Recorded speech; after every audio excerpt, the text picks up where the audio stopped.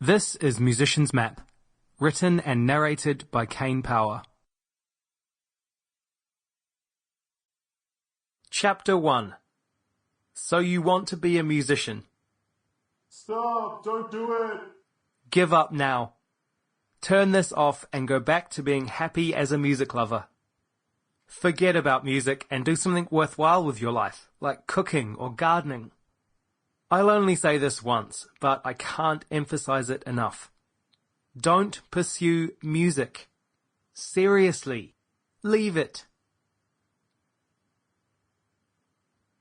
Okay, now that's out of the way. Still listening? Great. Congratulations and welcome.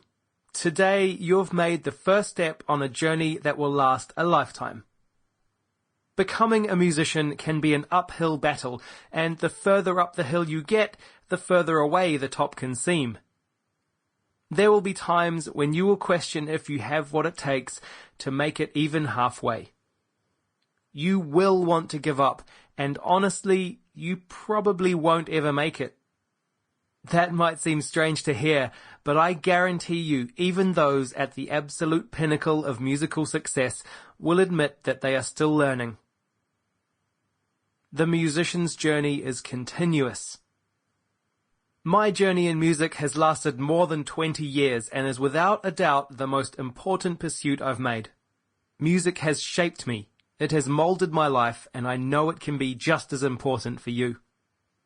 Whether you're just playing for yourself in your bedroom or playing for other people, music is the most rewarding and generous art form there is.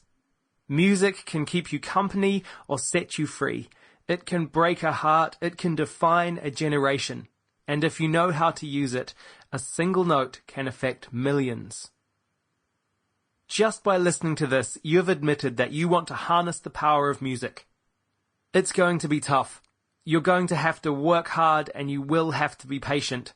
But the rewards will be incomparable. Music will be with you for life. Your journey starts here. The first thing you need to discover is what you like.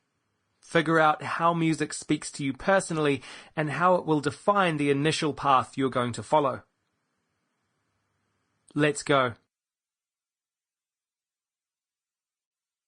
Chapter 2. Define your taste. How do you experience music?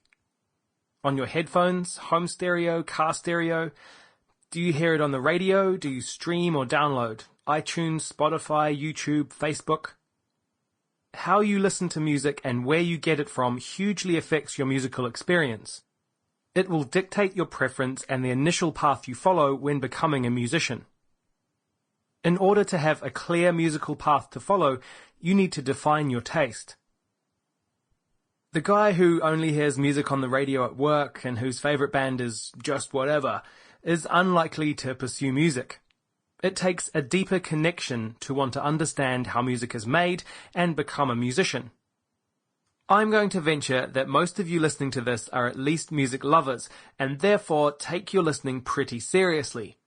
I'm referring here to the music fan scale. At one end of the scale, you've got the guy we just talked about, the casuals, who like music but have no preference. There's nothing wrong with being a casual, but casuals aren't musicians.